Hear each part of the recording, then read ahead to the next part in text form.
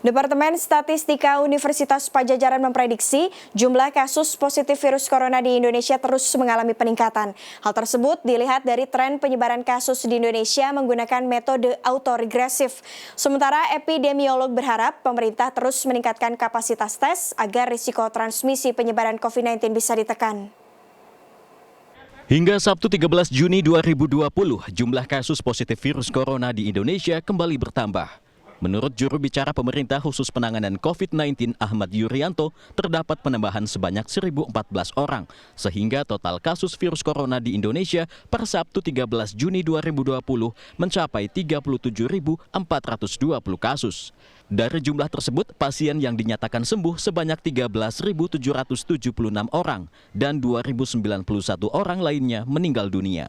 Meningkatnya jumlah kasus positif COVID-19 di Indonesia ini sesuai hasil prediksi Lab Quality Control Departemen Statistika FMIPA Universitas Padjadjaran. Melalui metode autoregresif, sumber data yang digunakan berasal dari Worldometer, Wikipedia, WHO, dan Johns Hopkins University yang melibatkan 183 negara. Akurasi data diklaim terjaga karena ikut divalidasi oleh 50 negara lain yang juga dilanda pandemi COVID-19. Selama periode 7 hingga 13 Juni atau minggu pertama dan 14 Juni hingga 20 Juni atau minggu kedua, LQC memprediksi total kasus positif virus corona di Indonesia berkisar antara 34.344 hingga 37.626 kasus. Dengan prediksi ini, pemerintah diharapkan untuk menyeimbangkan antara fasilitas rumah sakit rujukan COVID-19 dengan jumlah pasien. Jadi untuk model autoregresif ini kita punya dua model ya. Yang pertama untuk memprediksi jumlah total kasus ya, atau confirmed gitu. Lalu yang kedua modelnya model untuk memprediksi recovered atau orang sembuh ya, jumlah sembuh. Nah, sebetulnya dua model ini ujungnya diarahkan untuk memprediksi active case gitu. Karena kita melihat justru peneliti di Indonesia saya lihat masih belum menyentuh ini ya. Saya lihat active case ini sangat strategis bagi pemerintah. Karena kalau kita tahu prediksi active case 2 minggu ke depan katakan, itu kita bisa menotifikasi pemerintah mengenai berapa jumlah bed yang harus tersedia di rumah sakit supaya orang sakit itu bisa terlayani gitu loh.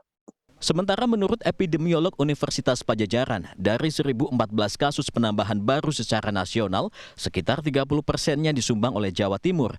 Pemerintah diharapkan untuk memperhatikan daerah-daerah yang menjadi pusat penyebaran dan daerah-daerah yang berisiko meningkat dengan cara meningkatkan kapasitas tes, kapasitas deteksi penelusuran kasus, dan isolasi kasus.